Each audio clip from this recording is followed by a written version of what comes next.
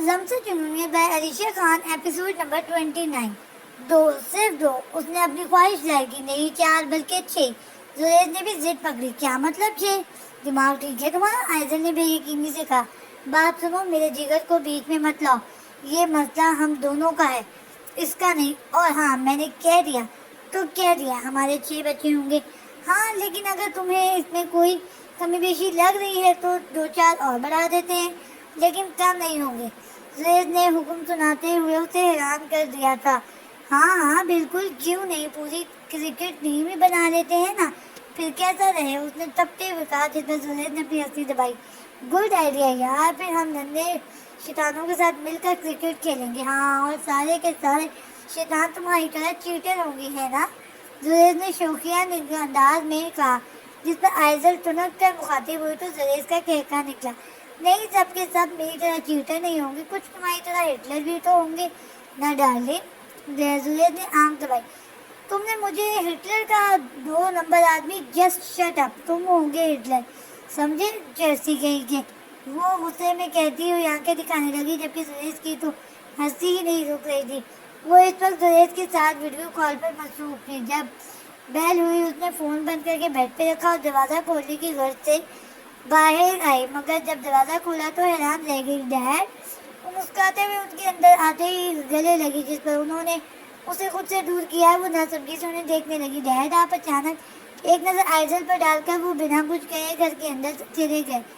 Dead کیا ہو گیا ہے آپ کو؟ اتنے سالوں بعد یوں اچانک آیا، وہ بھی اتنا غصے میں کیوں؟ وہ جب اندر آئی تو کاظم صاحب صوفے پر بیٹھے اسے ہی دیکھ رہے تھے۔ تو کیا مجھے خوش ہونا چاہیے؟ انہوں نے سخت لہجے میں کہا۔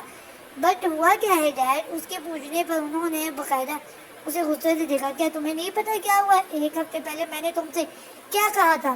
اب آئزل کو یاد آیا تھا، جس دن زریز اسے ملنے آیا تھا اس دن شام کو ارتضیٰ پاکستان آیا تھا، مگر وہ زریز میں اتنا مگن ہوئی تھی، نہ وہ ارتضیٰ سے ملنے گئی اور نہ اس نے اس بات کو بھی غور نہیں کیا کہ آخر 1 ہفتے سے اس کے ڈیڈ اسے کال کیوں نہیں کر رہے تھے۔ اوہ سوری ڈیڈ، میں بالکل بھول گئی تھی، اور پھر آپ نے بھی تو مجھے یاد نہیں دلایا دوبارہ۔ اس نے سر پر ہاتھ رکھتے ہوئے کہا۔ ایزر کیا تمہیں یاد نہیں؟ میں نے تمہیں اسی دن کال کر کے بتایا تھا، اور تم نے دوبارہ کال ہی نہیں کی کہ آخر کس دنیا میں رہتی ہو، کرتی کیا رہتی ہو تم؟ ان کا لہجہ تلخ تھا۔ اوہ سو سوری ڈیڈ، میں کل شام ہی اس سے مل لوں گی۔ اس نے معذرت کر کے ارادہ کیا۔ نہیں، مزید تاخیر نہیں، میں ارتضیٰ کو بتا چکا ہوں، ہم آج ڈنر اسی کے ساتھ کریں گے۔ وہ اپنا حکم سنانے لگے، جس پر وہ تھوڑا پریشان ہوئی، مگر حامی بھرتے ہوئے ان کے پاس آ بیٹھی۔ اچھا ڈیڈ، اب تو ناراضگی چھوڑ دیں۔ ڈیڈ، آپ نے کچھ نوٹ کیا؟ اس نے لاڈ سے کاظم صاحب کے گال کھینچی، جس پر وہ مسکرائے۔ کچھ نوٹ کرنا تھا؟ وہ تعجب سے پوچھنے لگے۔ یس ڈیڈ، اس نے جلدی سے ہاں میں سر لائک کیا۔ انہوں نے تجسس والے انداز میں پوچھا، لک ڈیڈ، میرے ڈریس کا کیا اسٹائل؟ اس نے ایکسائٹیڈ ہو کر کہا، ہاں واقعی لگتا ہے تمہیں پرنس کے بجائے پرنسس کہنا ہی پڑے گا۔ اوہ کم آن ڈیڈ، انہوں نے کہہ لگایا، جس پر وہ لاڈ کرتے ہوئے اس کے گلے لگی۔ سین چینج، بابا کیا کہہ رہے ہیں آپ؟ بھلا میں اس کی سیکرٹری کیوں بننے لگی؟ میں یہ کام نہیں کروں گی، آپ جانتے ہیں۔ پھر بھی ایسا کیسے کہہ سکتے ہیں؟ مجھے کسی کا احسان نہیں چاہیے، اس نے صاف انکار کرتے ہوئے کہا۔ بیٹا، یہ تم بھی جانتی ہو مجھے تم پر پورا بھروسہ ہے، میں بھلا اپنی بیٹی کو کسی غیر محفوظ ہاتھوں میں تھوڑی سونپ سکتا ہوں۔ اور پھر وہ جیسا دیکھتا ہے ویسا بالکل بھی نہیں ہے، نہ اس نے تمہاری ڈگری دیکھی، نہ اس نے تمہارا تجربہ دیکھا۔ اگر اس نے کچھ دیکھا ہے تو وہ ہے ہمارے گھر کے حالات۔ جو سوچو خود سوچو بھلا اسے ہم سے کیا چاہیے ہوگا جو وہ یہ احسان کرے گا؟ افتخار صاحب نے اسے مزید سمجھانا چاہا۔ وہ اندر ہی اندر بہت پریشان تھے۔ وہ اسے اب اپنے ساتھ اس گھر میں ہرگز نہیں رکھ سکتے تھے جب تک اس مسئلے کا کوئی مستقل حل نہ نکل آئے۔ اس کا یہاں رہنا خطرے سے خالی نہ تھا۔ بابا جان، حالات جیسے بھی ہوں، جب تک ہمارا رب ہمارے ساتھ ہے ہمیں بھوکا سونے نہیں دے گا۔ اور میں کل سے نئی جاب ڈھونڈنے جاؤں گی، آپ پریشان نہ ہوں، انشاءاللہ مجھے بہت اچھی جاب مل جائے گی۔ تعبیر نے انہیں یقین دلایا، مگر وہ خاموش ہو گئے۔ یعنی تم میری بات نہیں مانو گی؟ ٹھیک ہے، مرضی تمہاری۔ وہ اپنی ویل چیئر چلاتے ہوئے وہاں سے چلے گئے، جبکہ تعبیر اب مزید پریشان ہو گئی تھی۔ آخر آتش نے ایسا بھی کیا کہہ دیا تھا کہ اس کے بابا اسے आतिश दुरानी की सेक्रेटरी बनाने के लिए राजी हो गए थे। Scene change. क्या मतलब है तुम्हारा? क्या तुम उस शख्स से वाकई मिलने जा रही हो? जुनैद ने हैरत से पूछा, जिस पर वो खामोश हो गया। है क्या तुम अपने डैड के सामने ऐसे हमारे रिलेशन के बारे में बताओगी? Are you serious? जुनैद की बात पर उसने गहरी सांस ली। नहीं रेज, मैं फिलहाल उसे कुछ भी नहीं बताने वाली। आयशा ने संजीदगी से कहा, अच्छा तो यानी आज तुम उसके साथ बैठ कर कैंडल लाइट डिनर करोगे? एम आई राइट? सूरज ने जलते हुए कहा, वो पल्ला रेस तुम भी ना। मैं कौन सा उससे अकेले मिलने जा रही हूँ, डैड भी होंगे साथ। आयशा ने उसे समझाते हुए कहा, अकेले तुम जा भी नहीं सकते, मैं भी वहीं कहीं मौजूद हूँगा। सूरज ने उस पर पहाड़ गिराया। वार्ड, ये क्या कह रहे हो, पागल तो नहीं हो गए तुम? हाँ, आयशा के अचानक से चीखने पर उसने मुझे भींची। हाँ हो गया हूँ पागल तुम्हारे प्यार में। मैं नहीं छोड़ सकता उस उल्लू के पट्टे के साथ तुम्हें अकेला। सूरज ने जुनून भरे लहजे में कहा, जिस पर कुछ पल के लिए वो खामोशी हो गई। और कौन सा तुम्हारे डैड या उस उल्लू के पट्टे ने मुझे पहचान लेना है? और अगर पहचान भी लेते हैं तो मैं ना डरता हूँ, यू नो ना। I am blockbuster drama. Suraj ने एक अंदाज में ऐसे उसे जिताते हुए कहा, नहीं तुम पूरी की पूरी टेलीफिल्म मुआवजा ने कहकर लगाए। खैर मैं बाद में बात करूँगा, रेस हम बाहर निकल रहे हैं। रेस अभी कुछ कहता था, वो अपनी बात मुकम्मल करते हुए फ़ोन बंद कर गई। I am also coming my darling. उसने अपनी गाड़ी की चाबी ली और उंगली में घुमाते हुए बाहर निकल गया। Scene change. शाम का वक्त था, वो अंधेरे कमरे में बैठा हंसबे आता सिगरेट नोशी में मसरूफ था। सामने लगी एलईडी में ताबीर की एक तस्वीर रुकी हुई थी। आतिश की नजर उसके चमकते हुए चेहरे पर मरकूज थी और ये अमल पिछले 2 घंटों से जारी था। ये कैसी ट्रिप है, आखिर ये किस तरह की बेचैनी है? मैंने हमेशा जो चाहा वो पाया और बहुत जल्दी से सब कुछ हासिल किया। उसने उसके नाजुक से लबों को तकते हुए वो जेर लब गोया हुआ लहजे में अजीब बेचैनी थी। मगर तुम मेरी जिंदगी में इंतज़ार की वो तवील घड़ी बनकर आई हो, जैसे पूरा करने की कोशिशें कर रहा हूँ। तुम वो तलब हो जिसे पाने के लिए दीवाना होता जा रहा हूँ। न जाने ये कठिन वक्त कब ख़त्म करेगा, कब गुजरेगा और कब तुम मुझे हासिल होगी। एक कश लगाते हुए उसने अपने लब हिलाए। मैंने जानता ये कैसा जुनून है, ये कैसी जिद है, मगर तुम मेरी आदत बनती जा रही हो। उसने अपनी नीली आंखों से उसकी हल्की ब्राउन आंखों को देखा था जो अश्कों से लबरेज थी। मैं तुमसे बदला लेना चाहता हूँ, हाँ मैं तुम्हें दर्द देना चाहता हूँ, मगर न जाने क्यों जब भी तुम्हारी इन खूबसूरत आंखों में नमी आती है मेरा तूफान थम सा जाता है। वो उठकर अपने लड़खड़ाते कदमों से चलता हुआ एलईडी के बिल्कुल नजदीक आ खड़ा हुआ। अपने बाएं हाथ के अंगूठे से वो उसकी तस्वीर पर नुमाया आंसू को छूने लगा। मुझे तुम्हारे आंसू दर्द देते हैं ताबीर, मुझे तुम्हारी ये नम आंखें तड़पाती हैं। वो नशे में था, उसने आज बहुत पी ली थी, इतनी ज्यादा कि उसे चला भी नहीं जा रहा था। वो होश से बेगाना होकर भी ताबीर को याद कर रहा था। बेसाख्ता एक अश्क से बेबसी की हालत में उसकी नीली आंखों से बैठा हुआ रुखसार पर जा रुका, जैसे महसूस करते हुए वो अपनी उंगली से छूटा हुआ उसे देखने लगा। जिसे देखते हुए उसने कहकर लगाया, ये आंसू तुम्हारे नाम का है ताबीर अली। नशे में चूर वो उसकी तस्वीर को अपने आंसू दिखाता हुआ वापस सोफे पर आ बैठा। सामने लगी एशट्रे में सिगरेट को मसलते हुए टेबल से वाइन ग्लास उठाते हुए वो फिर से घूम भरने लगा। एक नजर सामने चमकती तस्वीर को देखकर उसने एक दफा मुस्कुराहट उछाली और वाइन का पूरा ग्लास खत्म करके वो बेहोशी की हालत में सोफे की पुष्ट से टेक लगा गया था। Scene change. मीठा जी ना प्लीज। उसने डिश आगे बढ़ाई, जिस पर आयशा ने हाथ के इशारे से उसे रोका। काजिम साहब ना समझी तो उसे देखने लगे। आई एम सॉरी, मैं स्वीट डिश नहीं खाती। आयशा ने बमुश्किल बात संभाली, जिस पर इर्तिजा ने इस बात में सर हिलाया, जबकि दूर बैठा सूरज खून नजरों से उसे देख रहा था। वैसे मिस आयशा आपकी क्या हॉबीज है? इर्तिजा पिछले आधे घंटे से उसका दिमाग खा रहा था, मगर अब खाने के साथ साथ दोबारा उसका सर खाने लगा। मेरी हॉबीज क्या करेंगे आप जानकर? आयशा ने उल्टा सवाल किया, जिस पर वो टिशू लबों पर लगाए मुस्कुराने लगा। ये भी आपने ठीक कहा, मैं क्या करूँगा जानकर? मुझे आप ऐसे ही कबूल हो। इर्तिजा की बात पर काजिम साहब मुस्कुराए, जबकि आयशा खा जाने वाली नजरों से उसे घूरने लगी। जिसे देखते हुए वो काजिम साहब को देखने लगा। तुम लोग बातें करो, मैं अभी आता हूँ। काजिम साहब अपना मोबाइल लिए बाहर की जानिब चले गए, जबकि उनके जाते ही इर्तिजा आयशा की जानिब मुखातिब हुआ जो उसे चोर नजरों से देख रही थी। आपको मैं कैसा लगा आयजल? उसने धीमे लहजे में कहा, जबकि जुरेज दूर बैठा आंखें छोटी किए से ही देख रहा था। मतलब? आयजल ने नासमझी से पूछा। आई मीन आप मुझे पसंद करती हैं या नहीं, मेरे लिए जानना जरूरी है, उसने एक अंदाज से हाथ हिलाते हुए कहा। अब वो आयजल को गुस्सा दिला रहा था। जिस अंदाज से वो आयजल की जानिब झुक कर बातें कर रहा था, वो भी उसी अंदाज में उसकी जानिब झुकी। बात सुनो मेरी, अपनी बोलती बंद रखो, वरना यही बैठे बैठे ख्वाम खा ज़ाया हो जाओगे, समझे तुम? आयजल ने उसे कांटा दिखाते हुए कहा, जिस पर वो खौफगी से उसकी जानिब देखने लगा। मिस, क्या आप वाकई मुझे डराने की कोशिश कर रही हो? उसने धीमे लहजे में बमुश्किल पूछा, जिस पर आयजल ने उसे आंखें दिखाई। कोशिश नहीं कर रही बुद्धू, सच में डरा रही हूँ। अगर तुमने अपनी ये चोंच बंद न रखी तो मैं तुम्हारे इस बेकार थोबड़े का हशर नशर कर दूंगी। आयजल की ये हरकत जुरेज बड़ी दिलचस्पी से देख रहा था। क्या मतलब आपका? हाँ, आप अपने फ्यूचर हबी से ऐसे कैसे बात कर सकती हैं?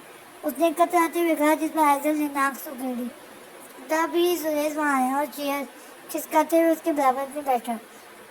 इसका फ्यूचर अभी मैं हूँ, और ये बात जितनी जल्दी तुम समझ जाए उतना ही बेहतर है। सामने देखी प्लेट में से फ्राइड चिकन का एक पीस उठाकर खाते हुए वो अपनी मखसूस स्टाइल में मुखातिब हुआ, जबकि मुखातिब हुआ लाइन किधर गई? मखसूस स्टाइल में मुखातिब हुआ, जबकि आयजल अतराफ में नजरें दौड़ाते हुए काजिम साहब को ढूंढने लगी, जो वहाँ कहीं भी ना थे।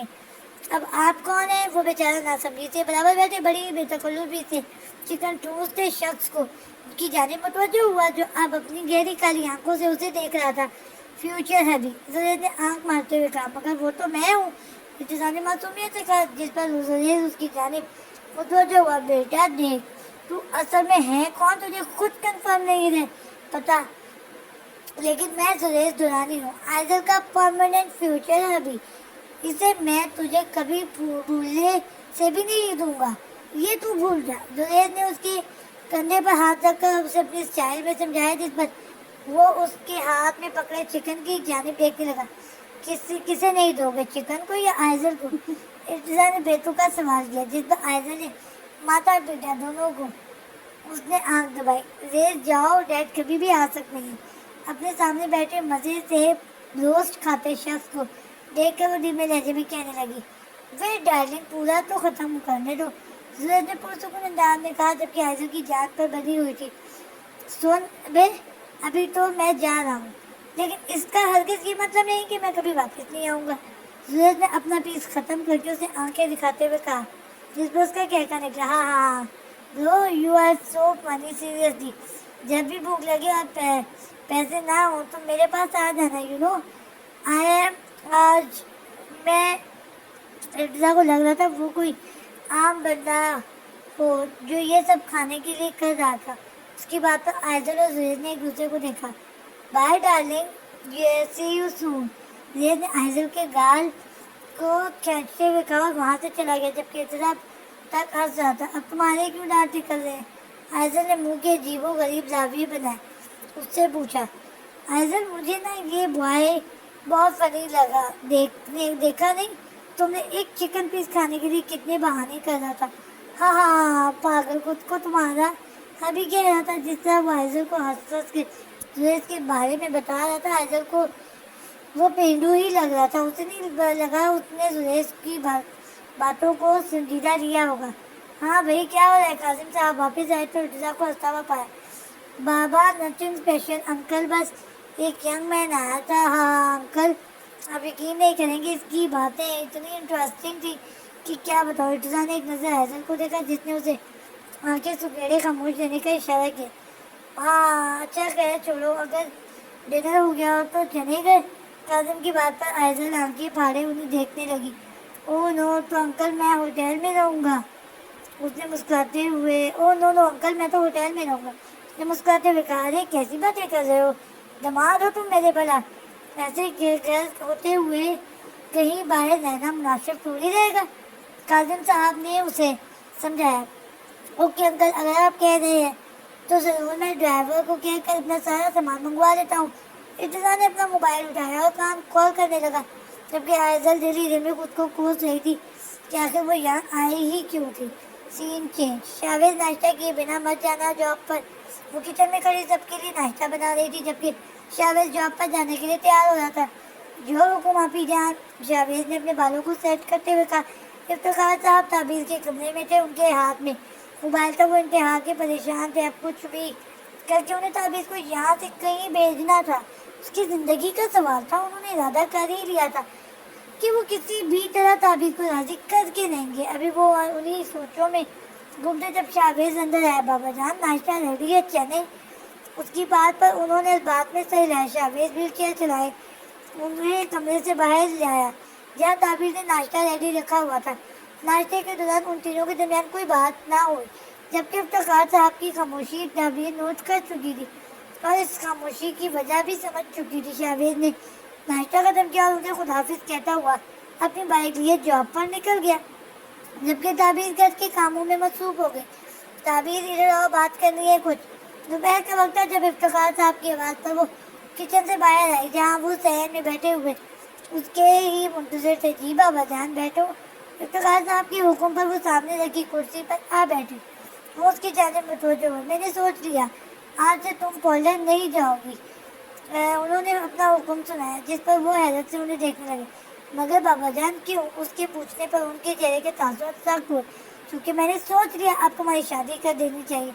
ایک اور پہاڑ وہ اس کے سر پر توڑ چکے تھے۔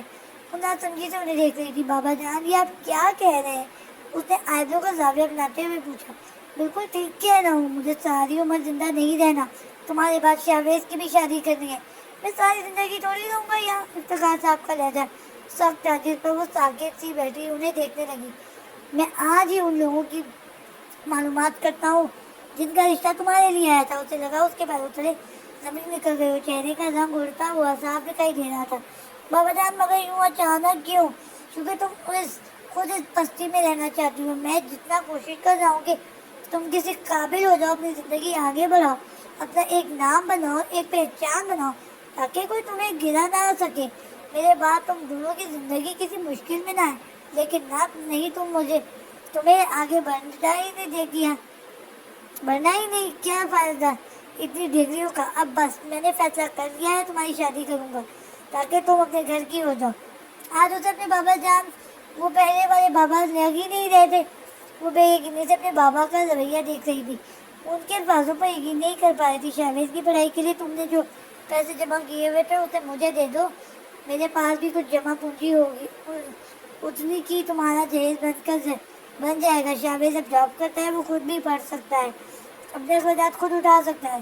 افتخار صاحب نے اسے خاموش دیکھتے ہوئے کہا، جس کو وہ انہیں کسی بھی تاثر سے پاک چہرہ لیے دیکھنے لگی۔ اس کے لیے یہ ممکن ہی نہ تھا کہ وہ شادی کر کے اپنے بابا بھائی سے دور جائیں۔ کاش بابا جان آپ اس کی بجائے مجھے منڈے کا حکم دے دیتے، کم از کم پل بھر میں یوں پرایا تو نہ کرتے۔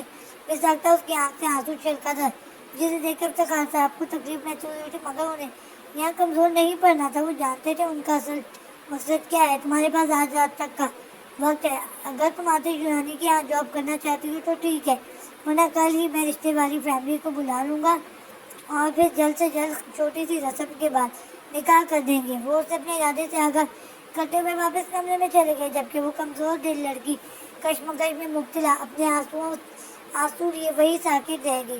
آتش یونانی جب سے تم میری زندگی میں آئے ہو، کوئی ایک دن بھی میری زندگی کا سکون سے نہیں گزرا۔ مجھے دیے گئے تمام دکھوں کا حساب تمہیں ایک دن ضرور چکانا پڑے گا، میں تمہیں کبھی معاف نہیں کروں گی۔ وہ آنسوؤں کو بے دردی سے رگڑتے ہوئے دل ہی دل میں اس دشمن جان سے مخاطب ہوئی تھی۔ وہ اپنے لیے اس کے دل میں انتہا کی نفرت بھر گیا تھا، جو شاید ہی کبھی ختم ہو پائے گی، جاری ہے۔